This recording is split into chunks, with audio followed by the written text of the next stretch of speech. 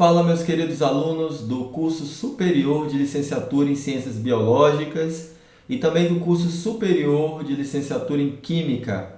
A nossa disciplina é Bioquímica, aqui quem fala com vocês é o professor Marcos, e hoje nós estaremos dando continuidade ao nosso conteúdo via acesso remoto.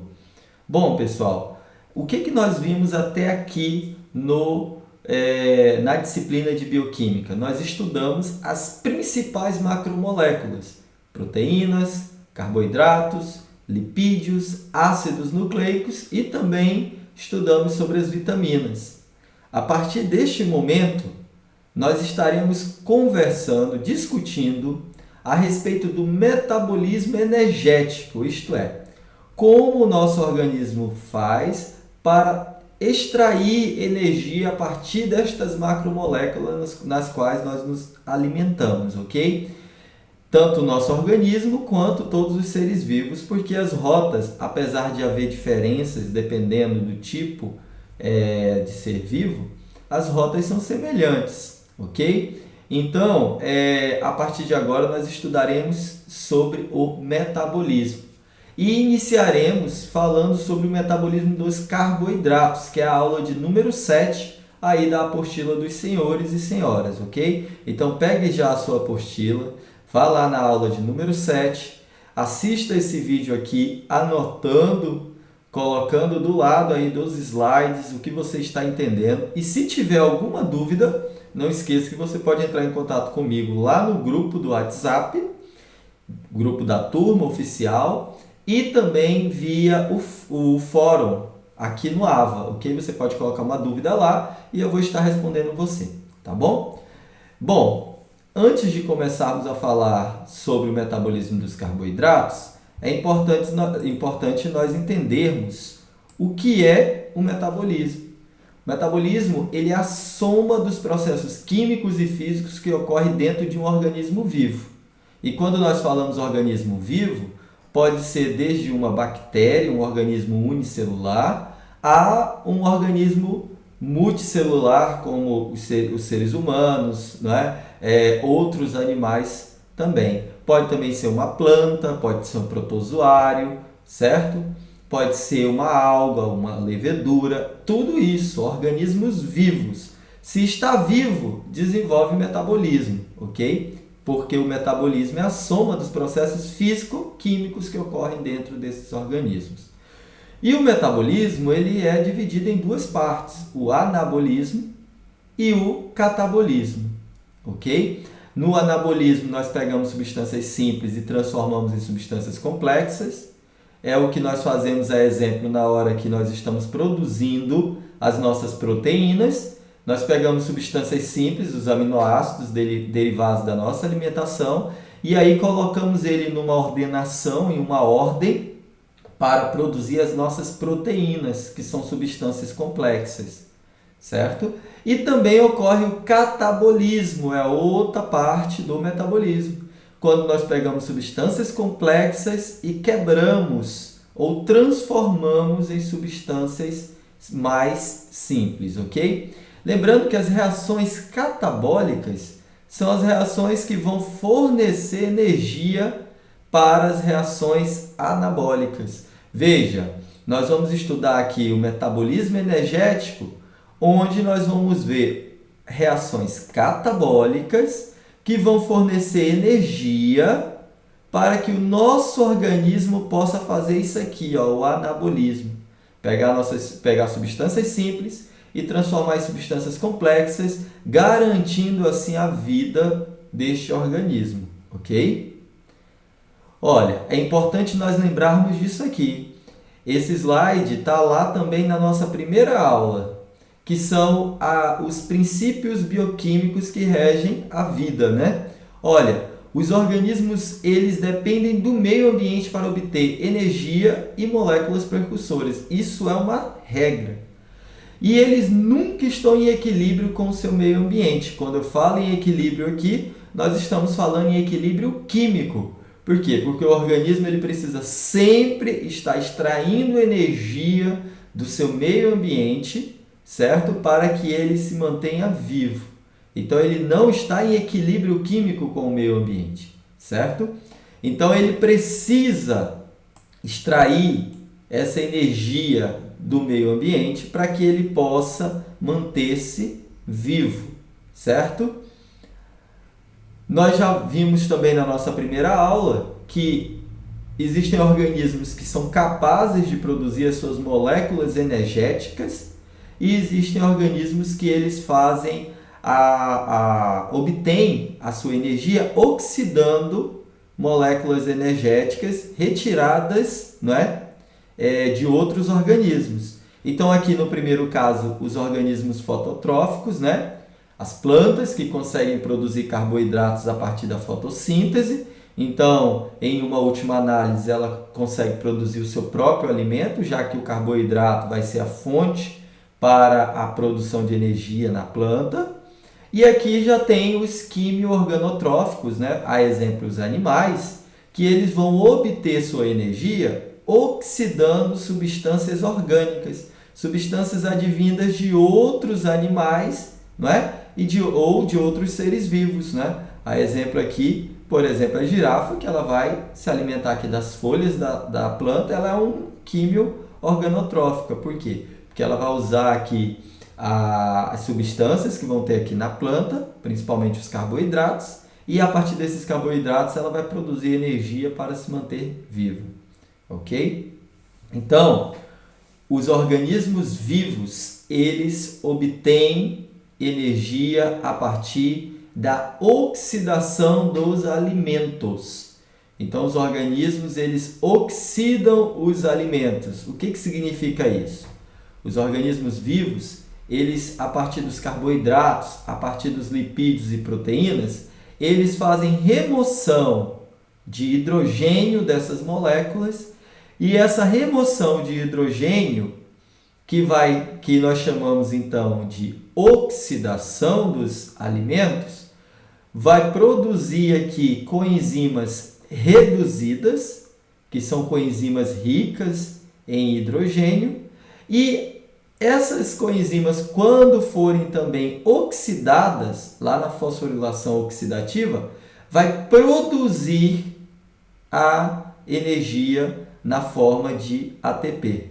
Vai transformar adenosina de fosfato mais fosfato inorgânico mais oxigênio em adenosina trisfosfato, tendo também aqui como resto da reação água. Então, o que eu quero dizer? Que os alimentos vão fornecer o hidrogênio, por isso que nós chamamos de oxidação.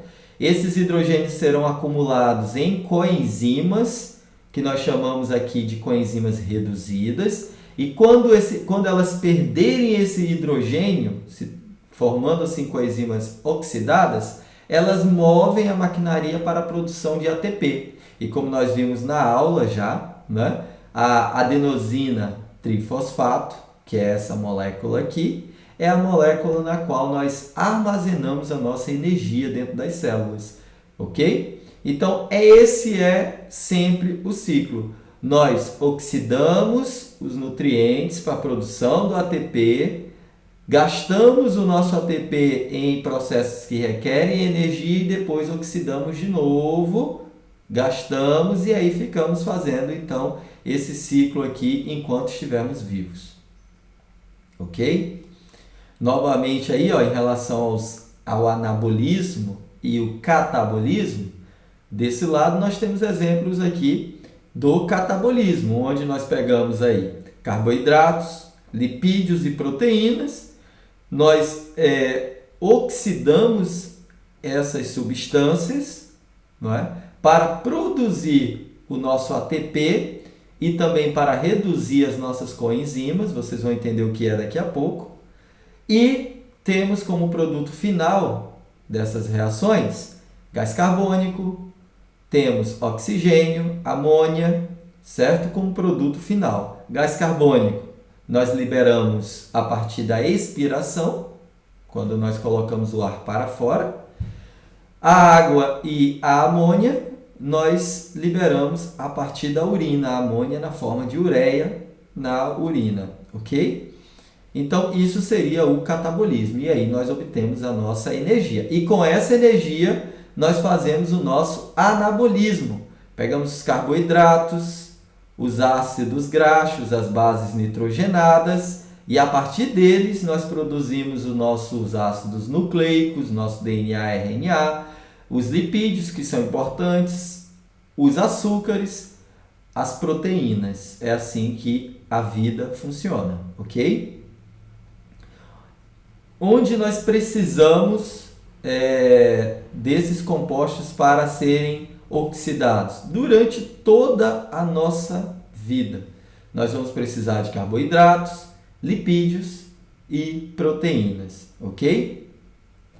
Então, entendendo agora o que significa o metabolismo, nós vamos entender como ocorre o metabolismo dos carboidratos, ok? Considerando que os carboidratos, eles são as nossas principais moléculas para a obtenção de energia. É a nossa molécula principal, ok? Dentro dos carboidratos, em especial a glicose, ela é a nossa molécula principal para a produção de energia, certo? Por ser uma molécula mais simples, não é? Nós obtemos energia a partir delas. Então, o metabolismo dos carboidratos, ele já começa na boca. Quando nós nos alimentamos de alimentos ricos em carboidratos, não é? Isto é, amido lá no pão, a lactose no leite, a sacarose quando nós nos alimentamos de alguma fruta ou outro alimento que tenha sacarose.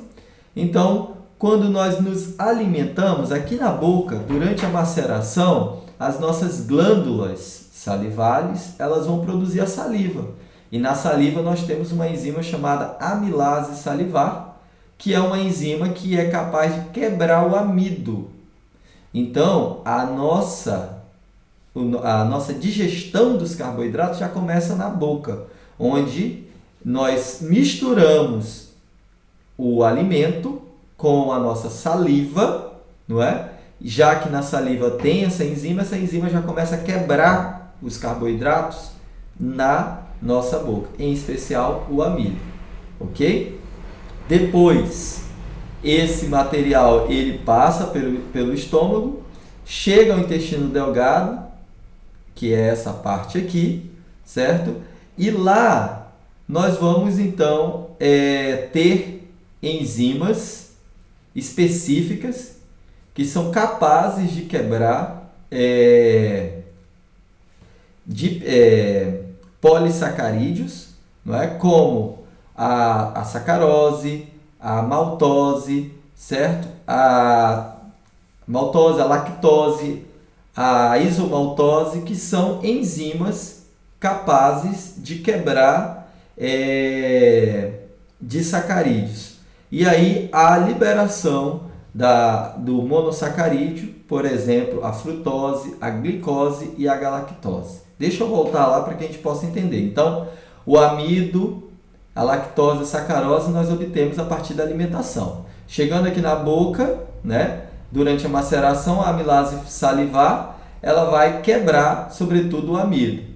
Não é? O alimento ele desce, passa pelo estômago. Assim que sai do estômago, nós temos a amilase pancreática aqui, que é semelhante à amilase salivar, que vai continuar quebrando as moléculas, os polissacarídeos, ok? Até chegar, esses polissacarídeos eles foram quebrados, até chegar na forma de disacarídeo, como o malte, né? Aí nós temos as enzimas que quebram, olha. Quem quebra o malte é a isomaltose e a maltose. A lactose, que é um disacarídeo também, quem é que quebra? Seria a lactase. A sacarose, também nós temos enzimas que vão quebrar lá. Então, essas enzimas, olha só, que estão aqui os nomes, maltase, lactase e sacarase, vão quebrar esses carboidratos, né? Liberando aqui, olha, só os monômeros, ok? Então, os disacarídeos foram quebrados, liberando os monômeros, frutose, glicose e galactose. Esses são absorvidos, né? Entram aqui na circulação porta, que é uma circulação que conecta as células do trato gastrointestinal com o fígado, e lá do fígado eles são direcionados para os demais órgãos, ok? Então começa na boca, aqui a gente já explicou, você pode ler aí na sua apostila. Expliquei passo a passo o que acontece em cada etapa, então eu vou passar rapidinho, até que nós chegamos no final aqui, onde chega os carboidratos no fígado. E o fígado ele retém 60% da glicose absorvida, certo? Porque lembra que nós discutimos que o fígado ele armazena a glicose na forma de glicogênio?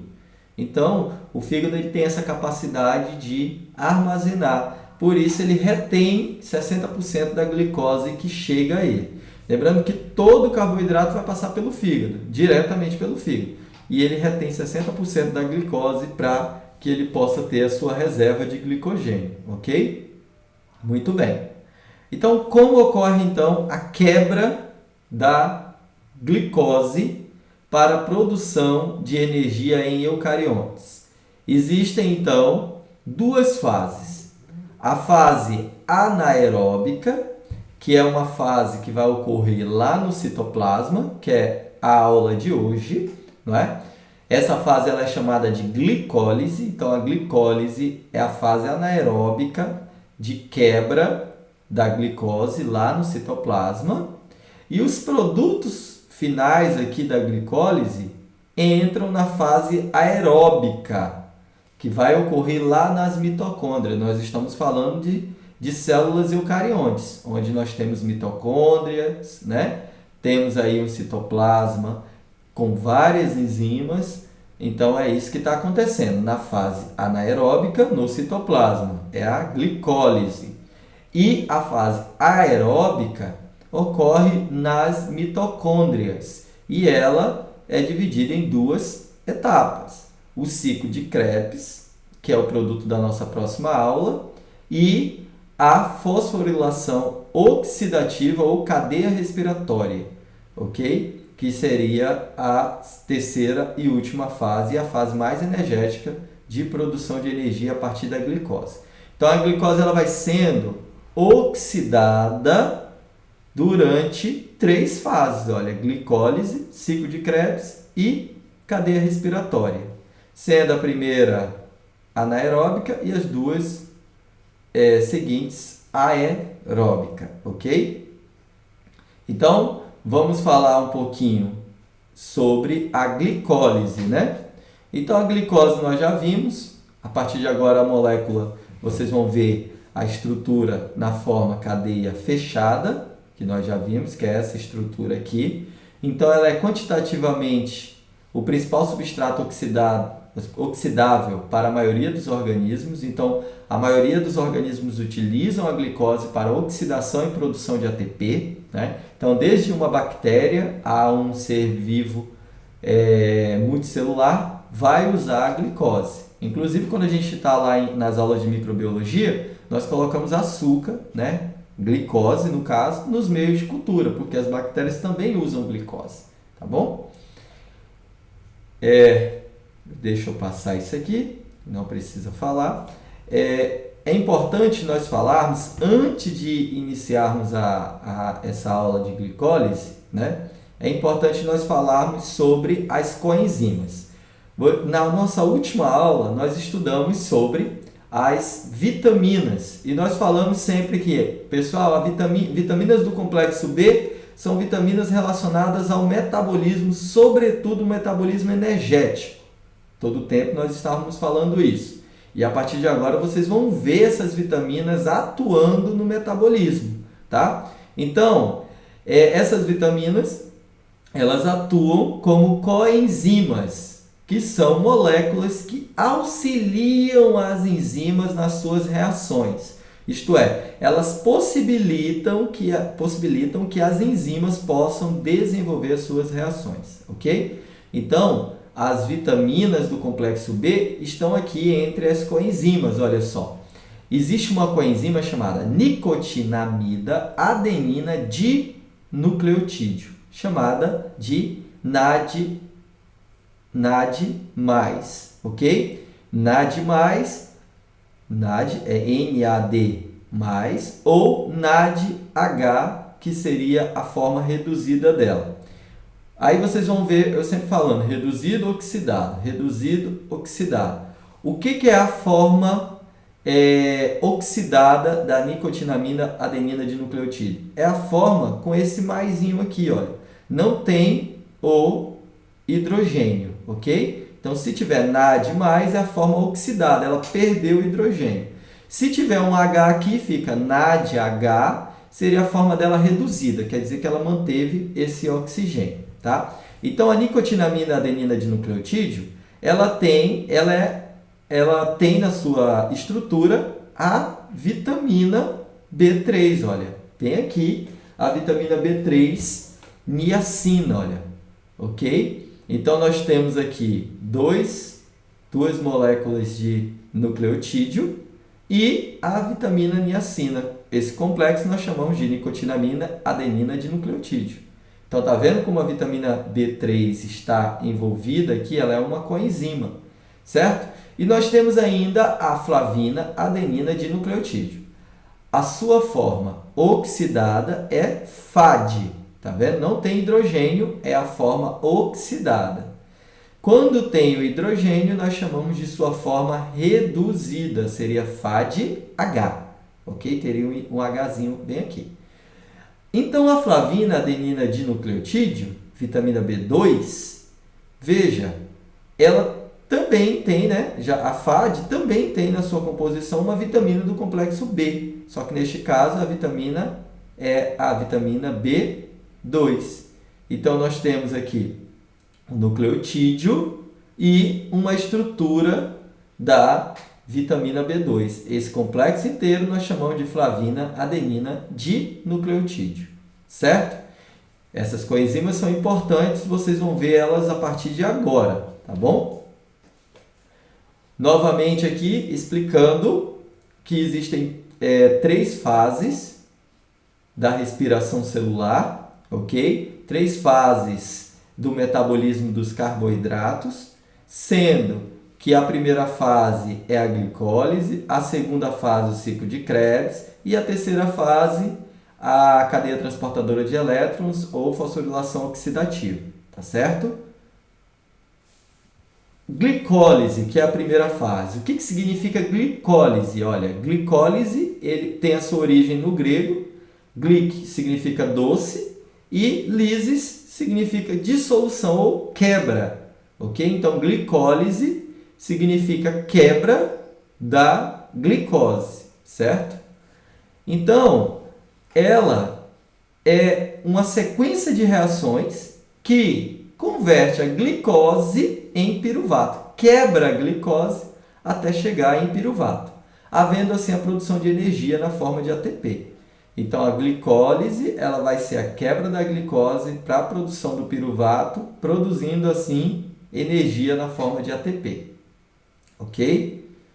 Existem 2 fases da glicólise. A fase preparatória, onde ocorre várias reações enzimáticas, onde nós não produzimos ATP, pelo contrário, nessa fase nós perdemos 2 moléculas de ATP, e a fase de pagamento, onde nós produzimos ATP e também reduzimos moléculas de NAD, transformando assim em NADH, e aqui nós produzimos o dobro de ATP que nós perdemos. Então ficamos com saldo positivo, por isso que é chamado fase de pagamento. Então tem fase preparatória, onde só há gasto de energia, e a fase de pagamento, onde nós recuperamos e ainda saímos com saldo positivo da energia gasta. A fase preparatória, a célula ela gasta 2 moléculas de ATP, além de cloreto de magnésio, certo? Processa-se em 5 reações bioquímicas, nenhuma energia é armazenada, pelo contrário, 2 moléculas de ATP são investidas na reação de fosforilação. O que significa fosforilação, galera? É a adição de um grupamento fosfato em uma proteína ou em uma molécula. Olha o nome, fosforilação. Quer dizer, adição de grupamento fosfato, tá bom? Então, Lembrando que a energia obtida na respiração, na fotossíntese, ela é sempre utilizada para adicionar fosfato, por exemplo, na molécula de ATP. Isso seria uma fosforilação, olha. ADP, adenosina de fosfato, recebe um fosfato inorgânico, certo? E se transforma em ATP, ok? Então, olha, a primeira reação da glicólise ocorre assim que a glicose entra dentro das células. A glicose ela entra no tecido e ela é fosforilada, quer dizer, ela recebe um fosfato, certo? Mas para isso a célula gasta uma molécula de ATP, certo? Então, olha só, aqui nós temos o substrato, o que entrou na célula, e o produto, o que foi transformado na primeira reação. Embaixo nós temos sempre o nome da enzima e aqui em cima o gasto e o cofator, aquilo que ajudou a enzima. Gastou, cofator, enzima, substrato, na ponta da seta, o produto. Então, o substrato, neste caso, foi a glicose que entrou na célula, ok? A enzima hexoquinase, ela vai adicionar uma molécula de fosfato, ok? Na posição 6, no carbono 6 da glicose, certo? Então, olha, esse carbono aqui, carbono 6, contando, ó, 1, 2, 3, 4, 5, 6, ele vai receber um fosfato. Quem fez isso? A hexoquinase. De onde ela tirou esse fosfato? Do ATP. Por isso que o ATP perdeu uma molécula de ATP, porque ela perdeu, olha, um fosfato justamente para a molécula de glicose. Quem fez isso? A hexoquinase, que é a enzima. E agora a glicose não se chama mais glicose, vai se chamar glicose 6-fosfato. Observe, 6-fosfato quer dizer que o fosfato está na posição 6, tá bom? Não quer dizer que tem 6 fosfatos, não. 6 é a posição, é o carbono. Glicose com um fosfato na posição 6. Aí nós chamamos de glicose 6-fosfato, tá bom? Então agora nós temos a glicose 6-fosfato. Essa glicose 6-fosfato vai sofrer mais uma reação, segunda reação da glicólise. Ela é convertida em frutose 6-fosfato. Lembram que as moléculas de glicose e de frutose elas são semelhantes? Então, aqui, essa enzima chamada fosfohexose isomerase ou fosfoglicoisomerase, vocês podem chamar como quiser, ela vai fazer uma isomerização, vai transformar a glicose 6-fosfato em frutose 6-fosfato, certo? Então, essa transformação é a segunda reação. Quem é que faz? A enzima chamada fosfoglicoisomerase, certo? À custa de quê? Do cofator chamado magnésio, que ajuda na reação, tá bom? Mas aqui não há perda de energia, tá bom? Então, a glicose 6-fosfato, na segunda reação, é transformada em frutose 6-fosfato. Na terceira reação, agora a frutose 6-fosfato, ela vai receber, né, mais uma molécula de fosfato, certo? Então, ela já tinha aqui, olha, frutose 6-fosfato, tem uma molécula de fosfato na posição no carbono 6, está bem aqui a molécula, tá vendo? Agora ela vai receber mais uma molécula de fosfato, já agora na posição 1, bem aqui, ó, no primeiro carbono. Quem é que adiciona fosfato? A fosfofrutoquinase vai adicionar o fosfato. De onde que essa enzima vai tirar o fosfato? Novamente, vai gastar um ATP, ó, adenosina trifosfato, vai perder um fosfato, ficando adenosina difosfato. Esse fosfato que perdeu aqui é justamente o que vai entrar aqui, ó, na molécula da frutose, que deixa de ser frutose 6-fosfato e se transforma em frutose 1 2,6 bisfosfato. Por quê? Porque agora eu tenho dois fosfatos, um no carbono 1 e outro no carbono 6. Frutose 1,6-bifosfato. Beleza? Então, esse é o produto da nossa terceira reação, certo? E aí, nós chegamos então agora na quarta reação. Veja que aqui eu estou demonstrando a molécula na sua forma fechada, certo? Então, terminou a terceira reação, eu tenho frutose 1,6-bisfosfato. Vamos à quarta reação e eu fiz questão de colocar a molécula na sua forma aberta, para que vocês possam entender o que é a quarta reação.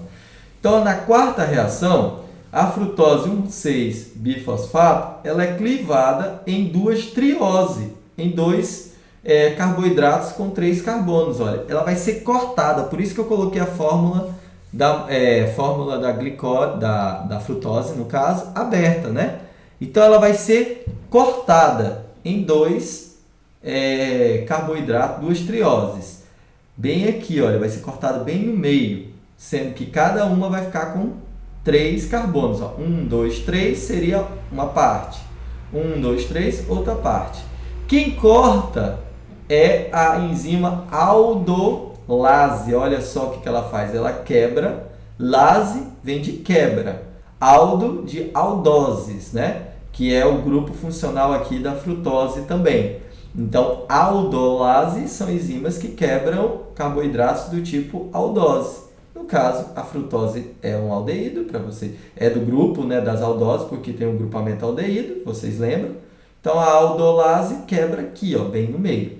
E liberando assim dois produtos, olha. Então, aqui há uma quebra.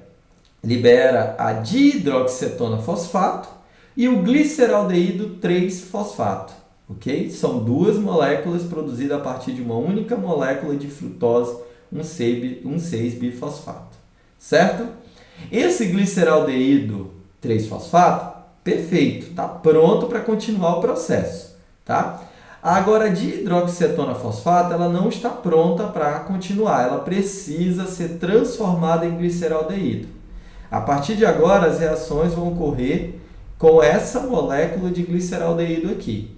Claro que o organismo ele não vai jogar fora a dihidroxicetona fosfato. Não, ele vai conseguir transformar isso aqui nisso aqui. Como? Olha, observe a molécula aí. Elas não são semelhantes? Olha, nós temos aqui 1, 2, 3 fosfato, 1, 2, 3 fosfato.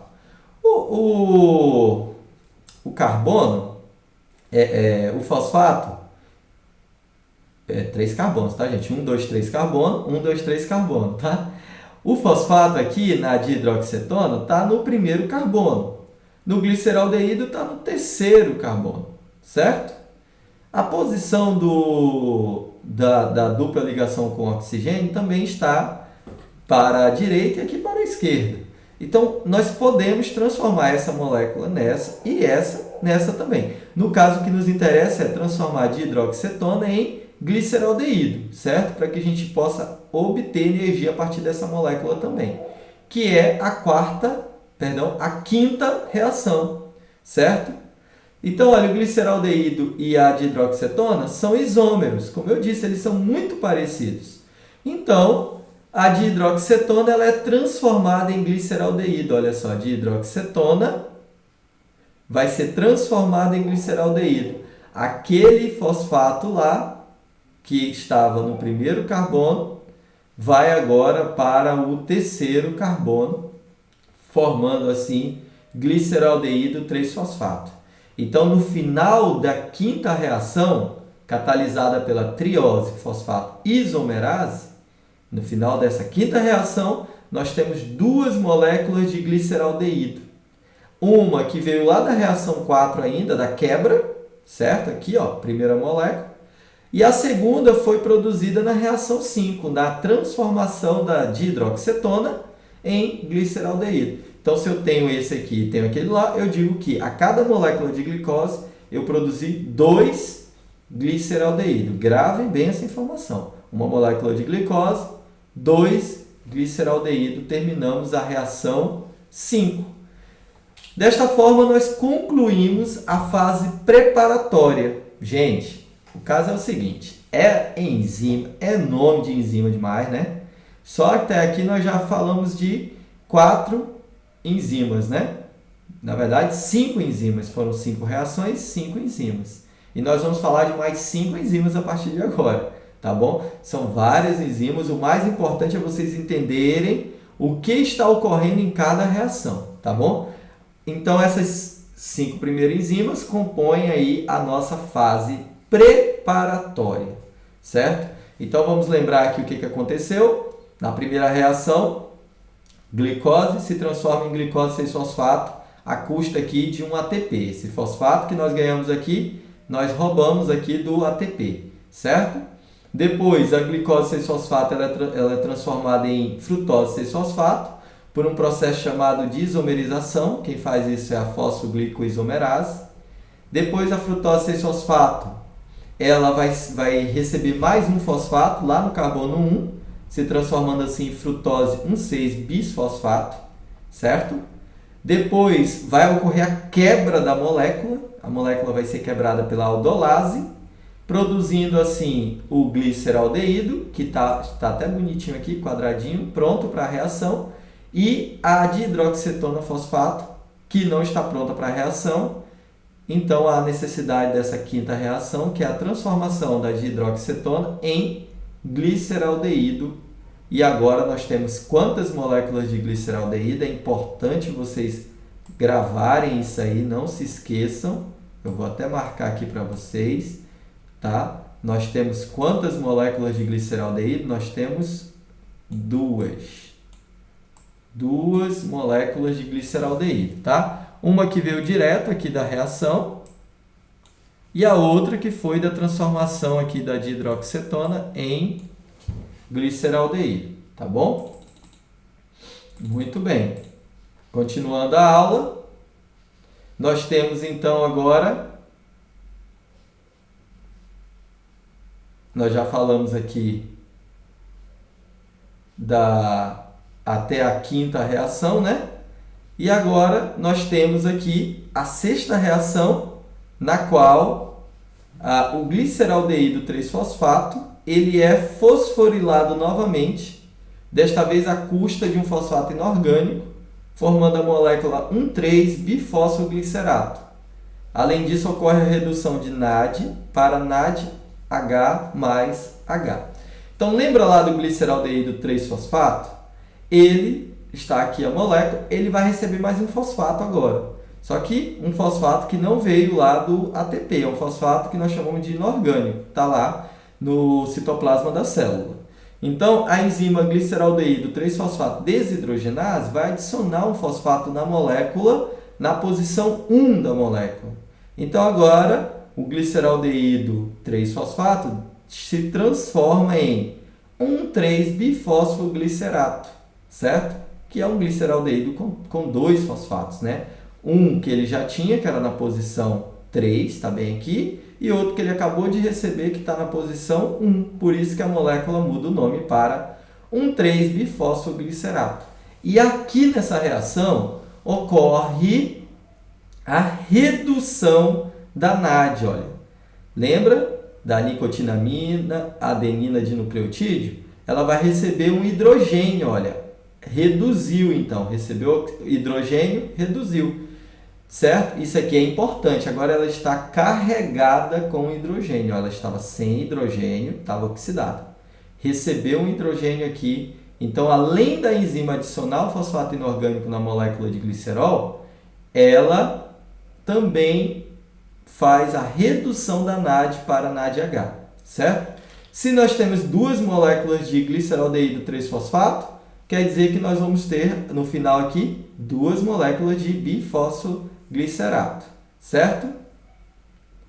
Então, olha, cada uma das moléculas de glicose que entra no processo da glicólise, ocorre a oxidação de 2 moléculas de gliceraldeído, 3-fosfato, em 2 moléculas também de 1,3-bifosfoglicerato, certo?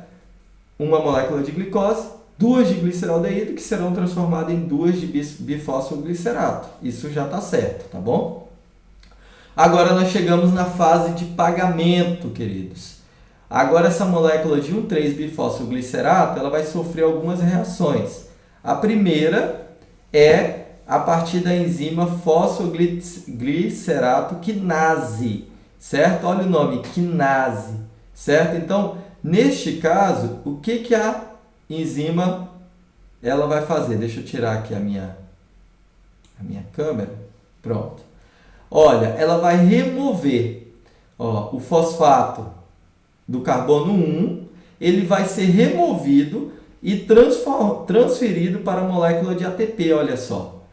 Certo? Então, essa enzima fosfoglicerato quinase vai tirar esse fosfato da nossa molécula e vai transferir para a molécula de ADP, certo? Então, o 1,3-bifosfoglicerato se transforma em 3-fosfoglicerato, porque perdeu esse fosfato.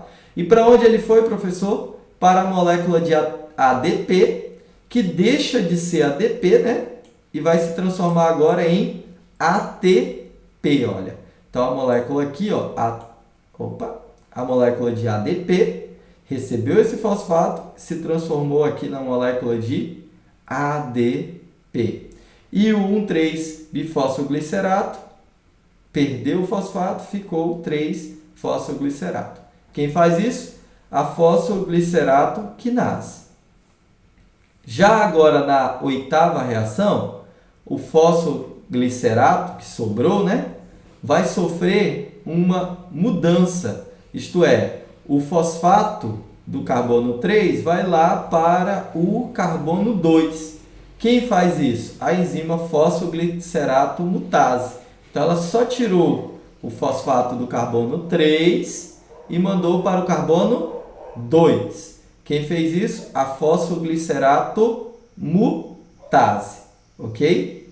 Então, essa é a reação que ocorre aqui na oitava reação da glicólise. Certo? Essa reação ela não tem vistas a produção de energia, só ocorreu uma mudança aqui na posição do nosso fosfato no carbono 3 para o carbono 2. Ok, pessoal? Certo?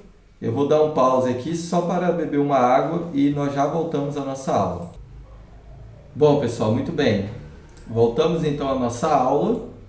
Lembrando, na reação 8, o que sobrou, né, lá do 1,3-fosfoglicerato, é o 3-fosfoglicerato no caso, né, vai sofrer então uma mudança, né?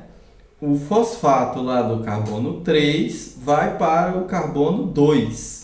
Quem faz isso é a fosfoglicerato mutase, certo? E agora, esse fosfoglicerato, 3-fosfoglicerato, se chama 2-fosfoglicerato, porque mudou o carbono, olha só, o fosfato, certo? Estava no carbono 3 e agora foi para o carbono 2. Só isso que ocorre na reação 8, não há recebimento aí, produção de ATP, certo? Agora, na reação 9, ela é uma reação de desidratação, ok? É uma reação onde há perda de água, catalisada pela enzima chamada enolase. Então, o 2-fosfoglicerato, olha só, ele vai ser desidratado, vai perder água, certo? À custa de quem? À custa dessa hidroxila e desse hidrogênio aqui do carbono 2 ou 3. Perdeu, tá vendo? Quem faz isso? A enzima enolase. E agora, ele deixa de ser 2-fosfoglicerato e ele vai ser chamado de fosfoenolpiruvato. Olha só a molécula aqui, como ela ficou, tá bom? Perdeu, galera, ó, perdeu esse hidrogênio e essa hidroxila na forma de água, certo? Também não há ganho de energia, isto é, não há recomposição de ATP nessa fase, tá bom?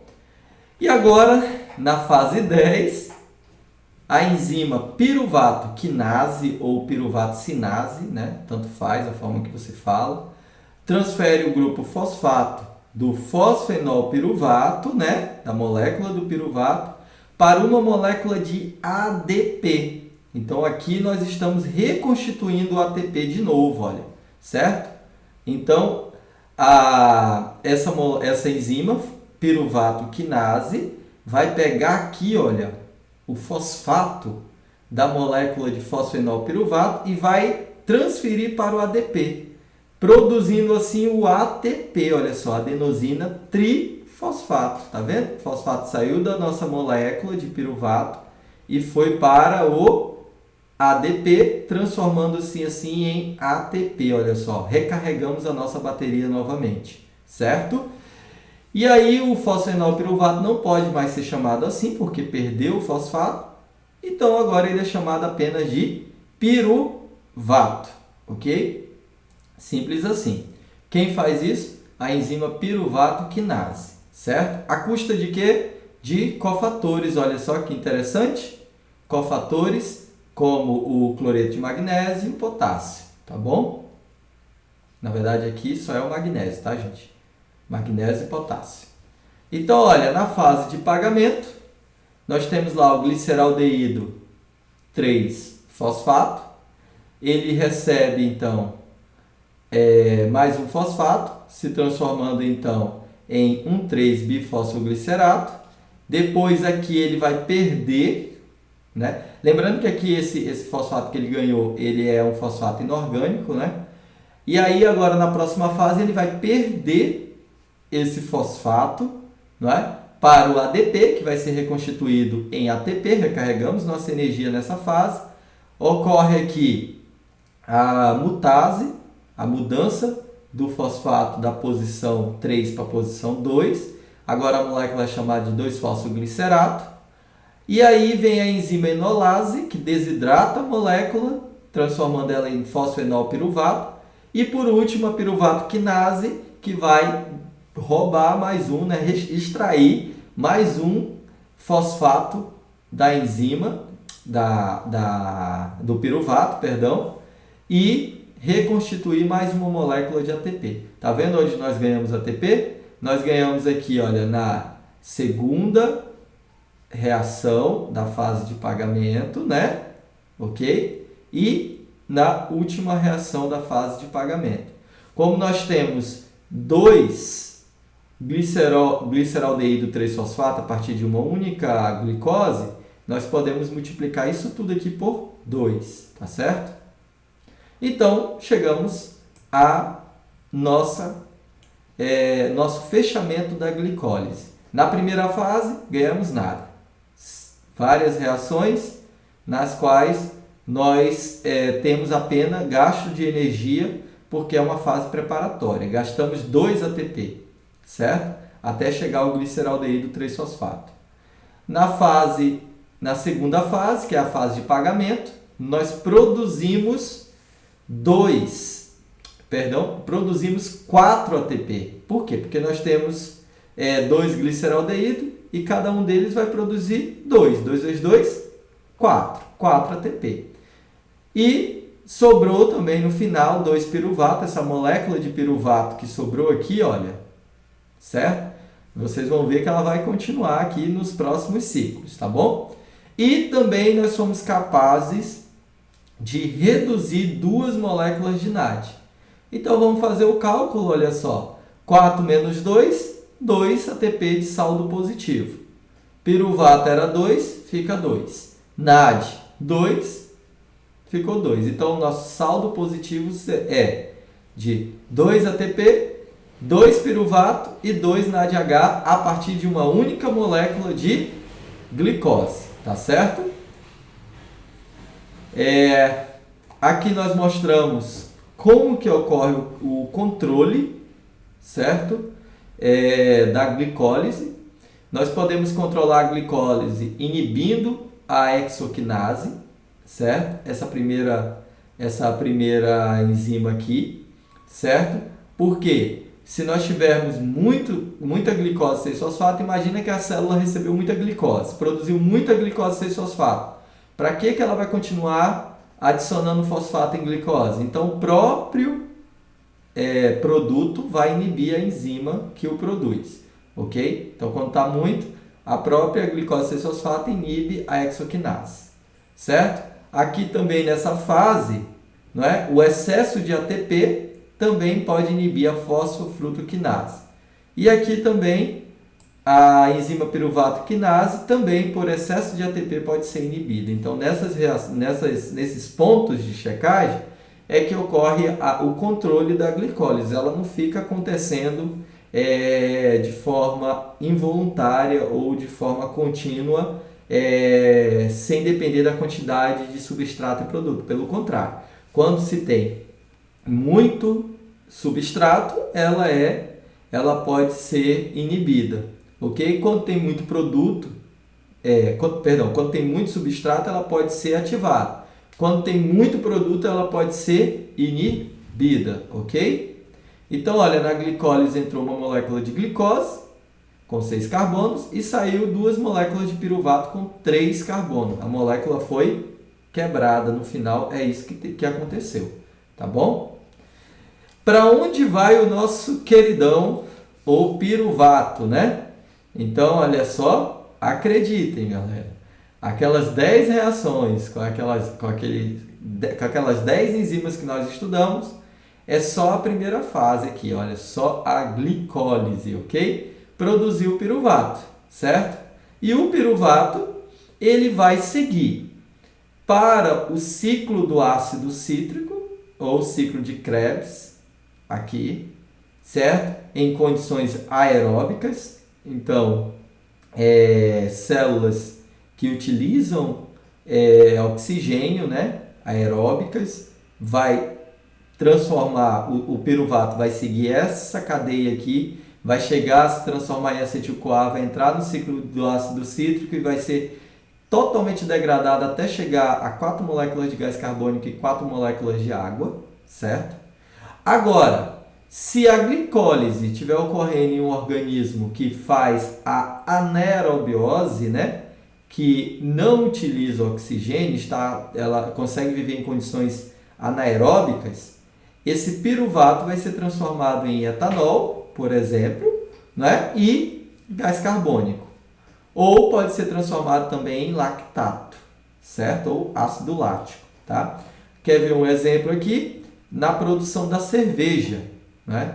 Na cerveja nós colocamos lá a levedura em condições anaeróbicas. Então ela vai quebrar a glicose, principalmente do malte que está lá na cerveja. Então ela vai quebrar a glicose até piruvato. Quando chegar em piruvato, como ela não vai fazer a respiração aeróbica, ela vem aqui para a respiração anaeróbica. Então ela pega aqui o seu piruvato e vai transformar em etanol, que é o álcool que está lá na cerveja, e gás carbônico, ok? Então o álcool da cerveja ele não é adicionado na cerveja. Quem produz o álcool lá seria a própria levedura que está lá. E a partir de quê? Do piruvato. Olha só, bebidas lácticas, né? Os iogurtes, né? Activa, Danone, né? As bebidas lácteas. Também segue o mesmo esquema, olha, o piruvato, só que agora ele não vai ser transformado em álcool, vai ser transformado em ácido lático. Quem faz isso são micro-organismos que estão lá na bebida láctea. E também, nós vamos ver mais à frente, né? Mas os nossos músculos, ele também faz um tipo de respiração anaeróbica, que transforma piruvato em lactato. Quando nós temos aqui um excesso, uma necessidade, no caso de energia, uma grande necessidade de energia, na qual a respiração aeróbica ela não é capaz de produzir toda a energia, acaba que o piruvato ele é destinado à produção de ácido lático para produzir mais uma quantidade de ATP aqui, certo? E dessa forma o músculo ele faz tanto a respiração aeróbica quanto a anaeróbica. E esse ácido lático aqui, quando ele se acumula no músculo, é que causa aquela dor que nós temos, a estenose muscular, que nós temos logo depois de um exercício extenuante, né? Um exercício de força, um exercício que exigiu bastante energia, certo? Para além daquilo que nós estamos acostumados, né? Então você vai para a academia no primeiro dia, no outro dia você está todo doído por conta do acúmulo do ácido lático aí nos seus músculos, ok? Certo? Mas é natural porque o organismo precisava de energia, tá bom? Então com o tempo esse ácido lático ele vai ser eliminado do organismo e aí para de doer com 3, 4 dias, né? Tá certo? Bom, essas aqui são as nossas referências, tá? Não se esqueçam de assistir essa aula com a apostila em mãos, tá bom? Recomendo também aqui esse material da PUC Goiás, tá bom? E nos vemos então na próxima aula. Nesta aula eu não vou adicionar qualquer atividade, tá certo? Porque nós vamos terminar esse conteúdo e eu vou pedir uma atividade maior de vocês que vai exigir um tempo maior de trabalho para vocês. Então, o tempo que falta dessa aula, eu recomendo que vocês façam, assistam o vídeo de novo, fazendo todas as marcações importantes na apostila. Por quê? Porque vai ser importante para a atividade que eu vou passar no final do conteúdo. Então, teremos mais uma aula e aí eu vou passar uma atividade valendo aí uma boa nota, tá bom? E é bom vocês terem o conteúdo já bem massificado, bem entendido, para que vocês possam fazer a atividade, tá bom? Então, pessoal, até a nossa próxima aula. Cuide-se, fiquem em casa, quem pode, tá bom? Quem pode, fique em casa, nada de ficar dando volta aí pela cidade. Quem não pode, tome cuidado quando for ao seu trabalho, seu emprego, tá? Que Deus abençoe a todos nós e até a nossa próxima aula.